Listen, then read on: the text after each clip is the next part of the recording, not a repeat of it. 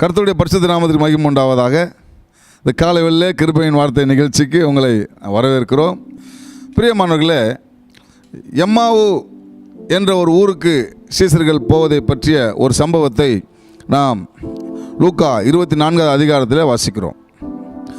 ஆண்டவராக இயேசு கிறிஸ்து உயிரோடு எழுந்த பிறகு சில பெண்கள் இயேசுவின் சரீரத்தை காணவில்லை என்று சொன்னபோது, அடுத்தது நம்மைத்தான் தேடுவார்கள், நிச்சயமாக நாம் இங்கே இருந்தால் நம்மை கொன்று போடுவார்கள் என்று பயந்த சில சீசர்கள் அருகாமையில் இருக்கிற ஊருக்கு போய் தப்பித்து கொள்ள அவர்கள் முயற்சி செய்யும்போது 2 பேர் எம்மாவு என்ற ஊரை நோக்கி பயணம் செய்கிறார்கள்.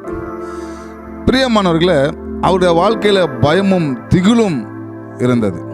அவர்களுடைய இருதயம் துக்கத்தினாலே நிறைந்திருந்தது. ஆண்டவராக இயேசு கிறிஸ்து அவர்களோடு கூட நடந்து போனார் என்று சொல்லி அந்த 24வது அதிகாரம் நமக்கு சொல்லுது. கூட வர்ற ஒரு மனிதர் நம்ம கூட வராரு என்பது கூட அவர்கள் உணரவில்லை. அந்த அளவுக்கு இருவரும் தங்களுடைய காரியங்களையே பேசிக்கொண்டு, தங்களுடைய வேதனையே பகிர்ந்து கொண்டு, அவர்களுடைய துக்கத்தையே சொல்லிக்கொண்டு அவர்கள் நடந்து போனார்கள் என்று சொல்லி நாம் பார்க்கிறோம். இந்த எம்மாவு போன்ற சூழ்நிலைகள் நம்முடைய வாழ்க்கையில் வரலாம்.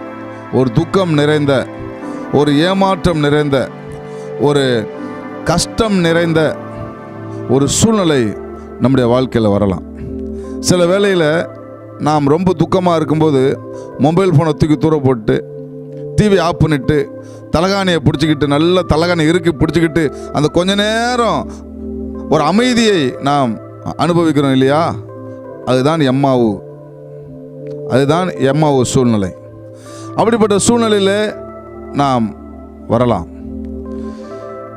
அதே நேரத்தில் ஆண்டவராக இயேசு கிறிஸ்து அவர்களோடு கூட போய் அவர்கள் எங்கே தங்குகிறார்களோ அங்கே தங்கி தன்னை அறியாத அவர்களுக்கு அங்கே தன்னை வெளிப்படுத்துகிறார். எப்படி வெளிப்படுத்துகிறார்னா, அப்பத்தை பிட்டு அவர்கள் கொடுக்கும்போது அவருடைய கண்கள் திறக்கப்பட்டு ஆண்டவரே என்று சொல்லி அவரை கூப்பிடுகிறார்கள். அப்பொழுது அவர் அவர்களை கடிந்து கொண்டு, ஏன் பயப்பட்டீர்கள், ஏன் துக்கமுகமாக இருக்கிறீர்கள், நான் உயிரோடு இருக்கிறேன், நான் உங்கள் மத்தியில் தானே இருக்கிறேன் என்று சொல்லி அவர்களை பலப்படுத்துகிறார். பலப்படுத்தின பிறகு எங்கேருந்து பயந்து ஓடி வந்தாங்களோ அங்கேயே தைரியமாக அவர்கள் போகிறார்கள். அவர்களுடைய துக்கமெல்லாம் போய்விட்டது, அவர்களுடைய கஷ்டங்களெல்லாம் போய்விட்டது, அவர்களுடைய பயங்கள் எல்லாம் நீங்கி போய்விட்டது.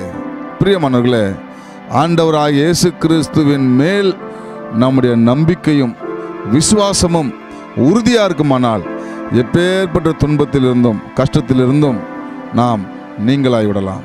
இவர்கள் பயத்தோடு திகிலோடு இருந்தார்கள். இயேசு இருக்கிறார், உயிரோடு இருக்கிறார், நம்மோடு இருக்கிறார் என்பதை அவர்கள் அறிந்து கொண்ட பிறகு அந்த பயமும் திகிலும் அவர்களை விட்டு போய்விட்டது.